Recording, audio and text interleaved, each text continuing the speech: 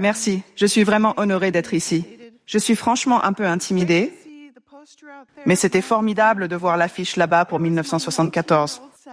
Il y avait mon moi de 19 ans, ma sœur de 20 ans, mon père souriant, Ralph Winter, qui nous a essentiellement forcés à aller au premier cours CIS. Nous avions signé nos cartes à Urbana, alors bien sûr, nous devions y aller. J'ai obtenu des crédits à Caltech. Ma sœur a obtenu des crédits à UCLA pour ce cours. Et nous sommes retournés une deuxième année avec toutes nos sœurs cadettes. Mes deux parents et ma sœur a rencontré son mari Brad Gill qui se tenait là-bas la deuxième année, son futur mari. Et de toute façon, cela a complètement changé le reste de nos vies. Et je veux vous raconter ce qui s'est passé à la suite des perspectives. Pas seulement des perspectives, mais de tout le mouvement qui s'est produit au cours des 50 dernières années. Je veux vous présenter le contexte car c'est vraiment une histoire incroyable. C'est l'histoire de la plus grande progression de l'Évangile dans l'histoire du monde au cours des 50 dernières années. C'est Dieu qui accomplit sa promesse envers les nations. Et je veux aborder ces trois choses. Comment Dieu a accompli sa promesse, répandant la bénédiction à de nouveaux groupes ethniques jusqu'en 1974, puis les 50 années incroyables de 1974 à aujourd'hui, et là où l'Évangile n'a toujours pas pris racine. Donc la tâche restante. Il y a 4000 ans, Dieu a énuméré toutes les familles de la terre dans la Genèse. La première liste de groupes ethniques. D'accord, le Joshua Project repose sur de solides bases bibliques. Et puis il a promis de les bénir tous à travers Abraham et ses descendants par la foi. Cette promesse demeure la nature immuable du dessein de Dieu.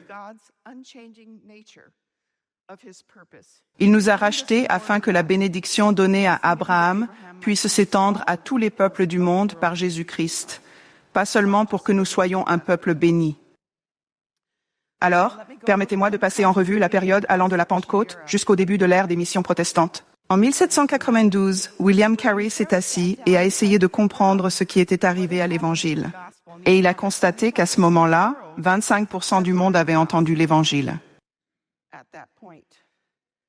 Il a fallu 1700 ans pour atteindre 25% des personnes sur Terre dans des groupes ethniques qui ont maintenant l'Évangile. La réforme protestante a eu lieu en 1500, mais elle n'a pas vraiment aidé du tout. En fait, pendant 250 ans, les protestants n'ont pas envoyé de missionnaires. Même les Moraves, qui sont bien connus, ont existé pendant plus de 250 ans avant d'envoyer leurs premiers missionnaires. Mais William Carey a rédigé une enquête et à la suite de son investigation, il y a eu une explosion de missionnaires protestants. Il a brisé l'ère glaciaire des missions protestantes. En fait, 8 fois plus de missionnaires sont partis sur le terrain dans les 40 années qui ont suivi son enquête que dans les 40 années qui l'ont précédée. Et c'était aussi une époque où plus de gens partaient qu'auparavant. Une raison à cela est que les groupes protestants associaient les missions aux ordres catholiques. Et donc ils ont jeté le bébé avec l'eau du bain. Ils ont supprimé les ordres et les missions d'un seul coup. Cependant, pourquoi les missions protestantes ont-elles explosé après que William Carey ait écrit son enquête? Son livre s'intitulait « Enquête sur l'obligation des chrétiens d'utiliser des moyens pour la conversion des païens ». Ainsi, non seulement il a déterminé où l'Évangile n'était pas encore parvenu, où il devait encore aller, mais il a aussi réalisé qu'ils avaient perdu les moyens de le faire. Les catholiques et les missionnaires celtes avaient tous des moyens d'envoyer des gens sur le champ de mission, et les protestants avaient perdu cela. Il a donc encouragé les gens à former des sociétés missionnaires. Il a même dit « prenez la dîme de 10 amis pour envoyer un ami en collecte de fonds. C'est la meilleure façon de le soutenir, n'est-ce pas? » Friends Sourcing votre mission. C'était important car cela contournait la direction réticente de l'Église protestante. Bob Blincoe, que certains d'entre vous connaissent, a des citations remarquables de leaders protestants de 1500 à 1792 disant « Les missions ne sont pas quelque chose que nous devons faire ou devrions faire, et cela montre un manque de foi en Dieu. » Si vous voulez les citations, il faudra contacter Bob. Mais le troisième événement qui s'est produit pendant cette période est le réveil évangélique qui a précédé William Carey d'environ 50 ans. En Angleterre et en Amérique, des centaines de milliers de chrétiens de nom sont venus à une foi active en Christ et ont cru qu'on pouvait entrer dans le royaume en acceptant Christ comme son sauveur et qu'on renaîtrait à la suite de ce passage à la foi. Et ils avaient déjà créé de nombreuses associations bénévoles, sociétés anti-esclavagistes, sociétés anti-alcool, sociétés de protection des animaux. Ces sociétés volontaires étaient des personnes qui s'unissaient pour une cause. Ils n'étaient pas rémunérés par le groupe de quelque manière que ce soit. Ils viennent de participer à une mission ensemble. Cette structure est devenue l'une des structures fondamentales du mouvement missionnaire protestant, avec d'autres structures organisationnelles et éléments également recommandés par William Carey. Maintenant, examinons la propagation de l'Évangile de 1792 à 1974. Les sociétés missionnaires évangéliques ont fait progresser l'Évangile de 25% à 40% de la population mondiale. Cela désigne la population mondiale qui n'appartenait pas à un groupe ethnique ayant été exposé à l'Évangile, qui n'avait pas d'église indigène, etc. Donc en seulement 180 ans, regardez à quel point la courbe devient abrupte. Cela comprenait des régions comme l'Afrique subsaharienne, les îles du Pacifique, l'Amérique latine. Les Philippines se sont déplacées vers la Chine, qui a été quelque peu ébranlée par la révolution communiste, et le mouvement en Corée a commencé en 1907. Il n'y a pas si longtemps. Je voulais montrer cette diapositive et faire une pause d'1 minute pour expliquer que beaucoup de gens pensent que les groupes les plus difficiles nous restent à affronter. Ce n'est absolument pas vrai. Si l'on examine ces groupes, les premiers missionnaires de chaque génération envoyés vers des peuples étaient presque toujours tués, emprisonnés ou mouraient d'une maladie. Tous les disciples, à l'exception de Jean et de Judas, par exemple, ont été martyrisés, lapidés, crucifiés, etc. La plupart des peuples que les témoins de Jésus ont rencontrés étaient violents et cruels. Avant l'arrivée de l'Évangile, peu importait qu'il s'agisse de petits groupes ou de grandes civilisations. Prenons les Romains, par exemple. Les Romains adoraient voir des gens déchiquetés à mort pour leur divertissement dans leur Colisée.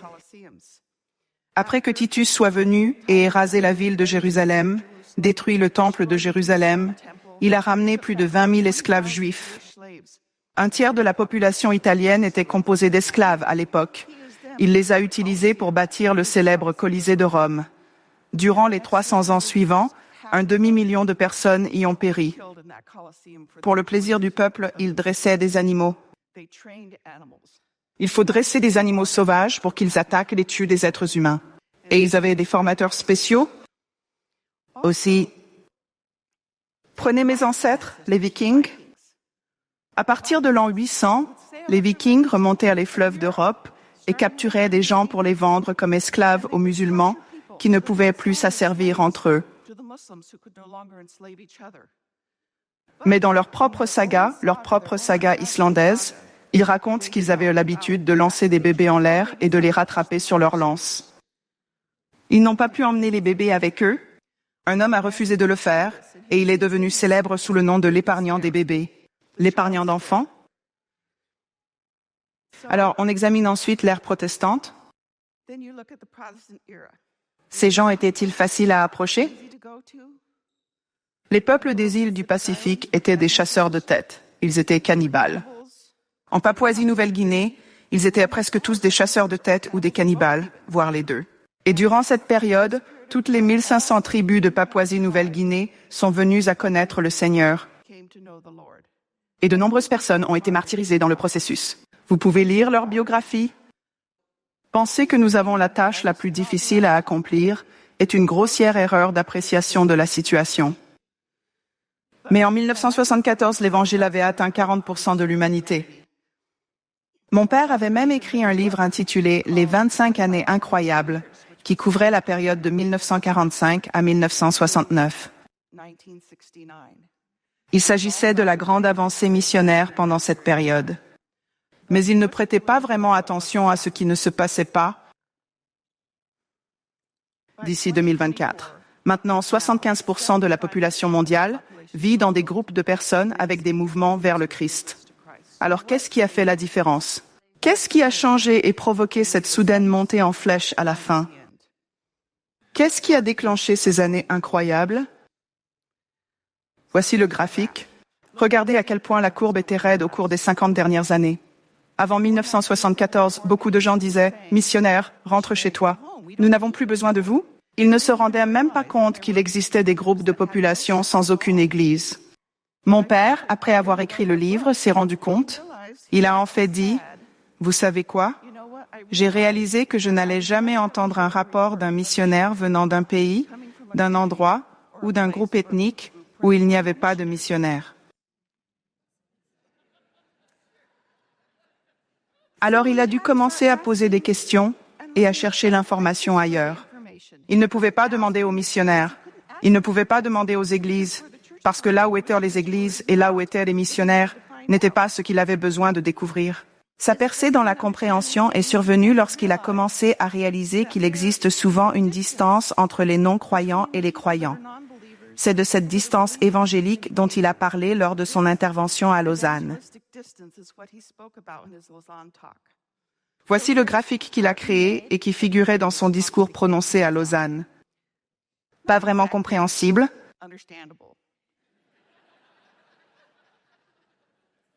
mais il a découvert que seulement 13% des non-chrétiens à cette époque évoluaient dans le même environnement culturel que les églises et les croyants.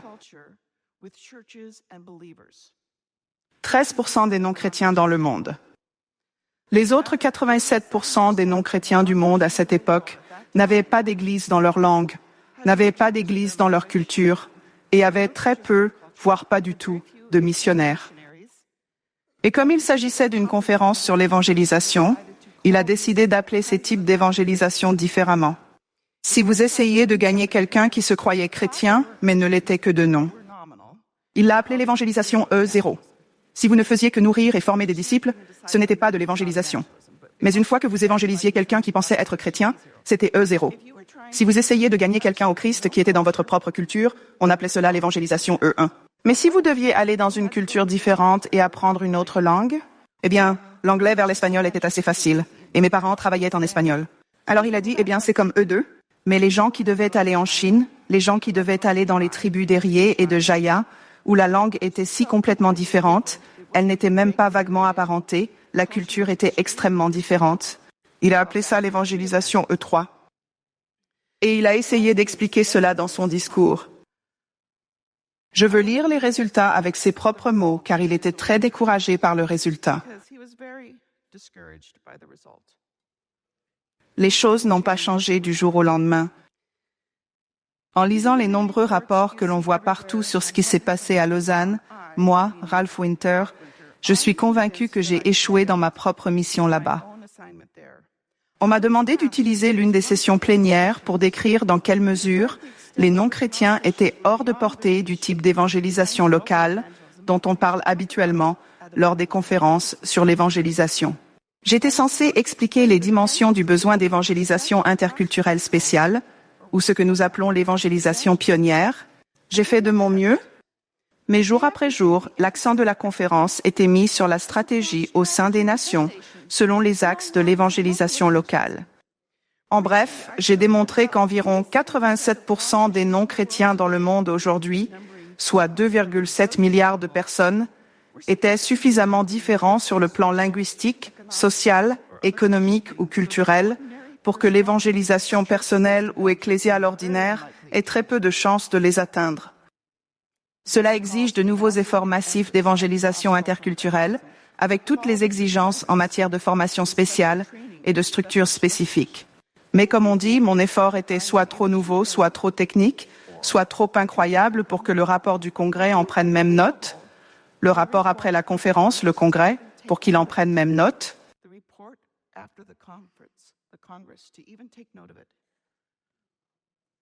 Maintenant, je veux dire une chose. Les 2000 personnes qui sont venues à cette conférence sur l'évangélisation voulaient évangéliser les non-croyants dans leur propre culture,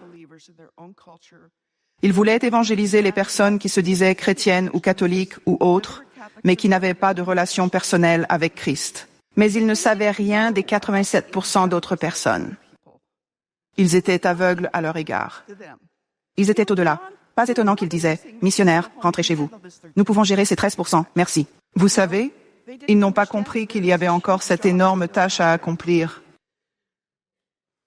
Enfin, après avoir obtenu mon diplôme universitaire, il m'a fait dessiner ce graphique avec un compas et un crayon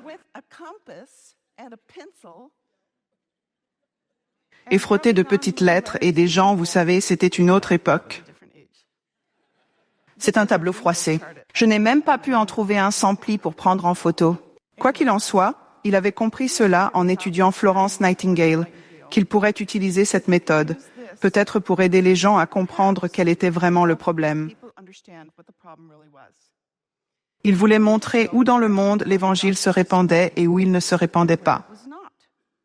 Donc le jaune foncé représente les chrétiens actifs, le jaune clair représente les chrétiens inactifs, le vert représente les peuples dans leur propre culture et le bleu représente les peuples qui n'avaient pas d'église, qui n'avaient pratiquement pas de témoins. Vous pouvez en voir quelques-uns dans la partie inférieure. J'ai dû couper la tête de l'une de ces petites personnes collées pour montrer combien il y en avait dans cette section. Todd Johnson a déclaré que c'était le premier graphique à sa connaissance dans toute l'histoire du monde qui montre la population entière du monde en termes de proximité culturelle avec les chrétiens engagés. Dans quelle mesure les gens sont-ils proches des chrétiens engagés? Voici une version un peu plus nette, de plus près, pour que vous puissiez voir. Ce qu'il a découvert, c'est que parmi les 4 milliards de personnes qui vivaient sur Terre à cette époque, 60% de la population mondiale appartenait à ces groupes ethniques cachés qui passaient inaperçus. Ce que nous appelons maintenant les peuples frontières, les peuples qui n'ont pas de croyants, qui n'ont pas d'église. Vous ne pouvez pas aller vous associer avec eux, car avec qui allez-vous vous associer? Vous devez tout recommencer à zéro. Il y avait un croyant engagé pour 12 personnes parmi les peuples frontières en 1974. Et maintenant, 50 ans plus tard, il y a un progrès remarquable de l'Évangile. La population mondiale a doublé, mais nous n'avons plus 60% de la population mondiale parmi les peuples frontières, soit 2,4 milliards de personnes. Nous n'avons maintenant que 25% de la population mondiale parmi les peuples frontières, seulement 2 milliards de personnes. Compte tenu de l'explosion démographique mondiale, c'est incroyable. En 50 ans, nous nous sommes tellement rapprochés de l'achèvement de la tâche d'implanter l'Évangile dans chaque groupe ethnique. Maintenant, je veux clarifier quelque chose qui vous intrigue probablement. Où sont les peuples sans accès à l'Évangile? Eh bien, les peuples sans accès à l'Évangile incluent à la fois le bleu clair et le bleu foncé sur ce diagramme circulaire. Mais parce que dans les années 90, ils ont fixé 2% comme seuil pour les peuples sans accès à l'Évangile, 2% signifie 2 évangéliques pour 100 personnes dans un groupe ethnique. Dans un groupe ethnique, disons de la taille de Pasadena, 100 000 personnes, cela représente 2 000 évangéliques dans ce groupe ethnique appartenant à ce groupe ethnique. C'est un niveau très élevé. C'est vraiment loin. Il y a des mouvements bien avant que cela ne se produise. J'ai donc dit, trions les groupes ethniques qui, comme mon père l'a découvert en 1974, sont ceux où l'on ne recense aucun mouvement vers Christ, avec pratiquement aucun croyant. Et voici ce que nous avons découvert. 97% des 2 milliards de personnes parmi les peuples frontières vivent en Inde ou dans des pays musulmans. 55% d'entre eux sont musulmans, 42% sont hindous. Par hindous, j'entends les hindous de caste. Je ne parle pas d'autres personnes marginalisées, mais des Dalits. Non, ce sont des hindous de caste. Et une bonne nouvelle, il y a aujourd'hui un croyant actif pour 2 personnes parmi les peuples frontières, car le nombre de croyants actifs a en fait augmenté de 400% sur la même période. Nous avons donc des ouvriers globaux qui vont de partout vers partout, mais moins de 1% d'entre eux vont vers les peuples frontières.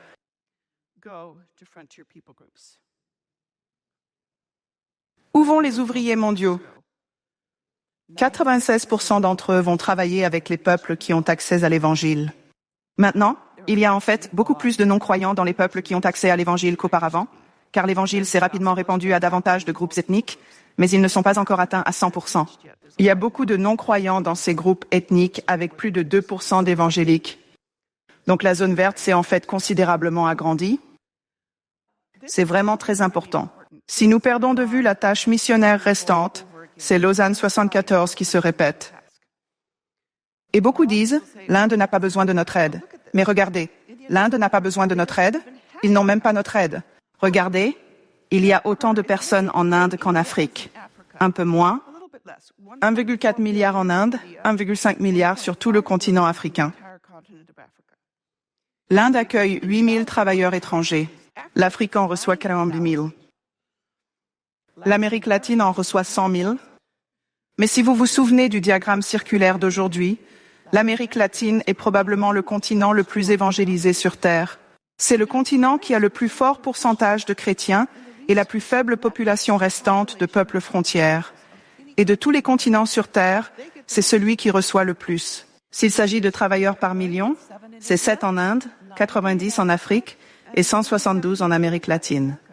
Pourquoi? Parce que l'Amérique latine a la moitié de la population de l'Inde. Ils n'ont pas la même chose qu'en Afrique. Ils ont la moitié de la population. Voici donc ma proposition. Je pense que nous devrions donner la priorité aux près de 300 mégapeuples frontières, ces peuples frontières qui ont une population supérieure à 1 million d'habitants. Ces 300 mégapeuples frontières contiennent à eux seuls 80% de la population totale des 5 000 peuples frontières. 1,6 milliard de personnes rien que dans ces groupes. Et plus de la moitié de ces personnes, soit 1,6 milliard, se trouvent dans seulement 37 des plus grands peuples frontières, qui comptent plus de 10 millions d'individus. Ce sont vraiment de grands groupes. Ils ont des problèmes différents de ceux des peuples tribaux. L'un de mes problèmes est que beaucoup de formations missionnaires sont encore axées sur la façon de survivre dans une tribu, comment apprendre la culture d'une tribu. Comment apprendre une culture dans une mégapole où toutes les cultures se superposent et où les groupes ethniques refusent toujours de se marier entre eux? Nous avons vécu à Delhi pendant 5 ans.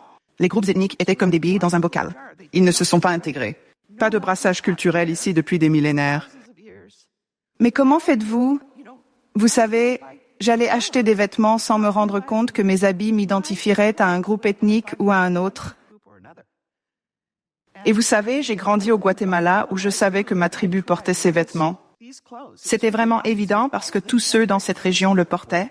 Mais dans une ville où tout est mélangé, je ne savais pas qu'un jour je m'habillais comme si je venais du Cachemire et le lendemain comme si j'étais de Jaipur, qu'un jour j'étais musulman et le lendemain j'étais sikh ou hindou. Je suppose que j'ai dû embrouiller tout le monde ou que j'ai eu l'air vraiment bête. Mais c'est ma recommandation. Voici les 300 mégapeuples frontières sur une carte, séparés par religion. Donc 57% des mégagroupes ethniques sont musulmans, 41% sont des hindous de caste, 70% d'entre eux se trouvent en Asie du Sud. Cela comprend le Pakistan, le Bangladesh, des pays comme ça. Et 52% d'entre eux se trouvent uniquement en Inde. Vous savez, j'ai entendu des gens dire « peu importe où les gens vont, il y a des peuples frontières partout ». Et je me demande dans quel monde ils vivent. Le manteau des peuples frontières est tombé sur Perspective. L'une des principales raisons pour lesquelles nous avons fait de si grands progrès au cours des 50 dernières années est grâce à Perspective, et Perspective ne peut pas se permettre de perdre son avantage. Elle ne peut pas se permettre de perdre de vue ce qui doit être accompli. Voici d'excellents produits de mobilisation. Les grands progrès de l'Évangile sont illustrés par de nombreux graphiques que j'expliquerai lors de mon séminaire. Le guide de prière pour les 31 plus grands groupes de peuples frontières peut vous aider à prier pour ces groupes extrêmement nombreux. Ils sont tous les deux sur Joshua Project. Vous pouvez les télécharger gratuitement en format PDF, mais j'ai apporté une copie gratuite pour tous ceux qui en veulent une. Et ma petite fille, la 4e génération travaillant pour les peuples frontières, est dans le hall et elle vous donnera un exemplaire de chacun de ces documents. De plus, la vidéo, la vidéo animée que j'ai produite il y a quelques années sur la compréhension de la tâche missionnaire restante, qui explique les peuples frontières, est en train d'être traduite en plusieurs langues. Nous avions presque dans toutes les langues des perspectives à ce jour, mais nous devons encore le faire vérifier. Ça va être sur Joshua Project. Vous pouvez télécharger gratuitement tous les graphiques de ce livret, ils sont en libre accès. Copiez-coller, prenez-le comme vous voulez, utilisez-le pour expliquer aux gens. Et ma plus grande bénédiction est que l'application de guide de prière pour téléphone sur blessfrontierpeoplegroups.org a été conçue par les croyants albanais d'origine musulmane. Ils sont toujours un peuple non atteint, mais ils veulent aider à atteindre les peuples pionniers.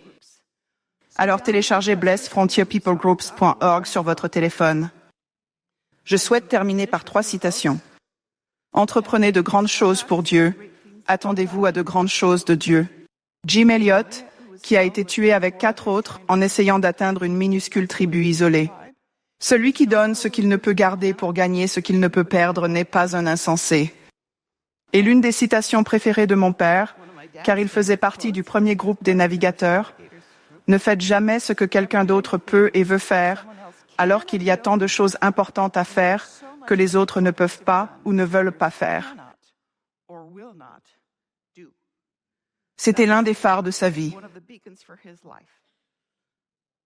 Donc, je veux vous mettre au défi, car je pense que le mot « élan » est vraiment un bon nom pour cette conférence. Nous sommes responsables de maintenir l'élan des personnes qui se rendent là où personne n'est allé, où le nom de Christ n'est pas connu parmi les peuples frontières.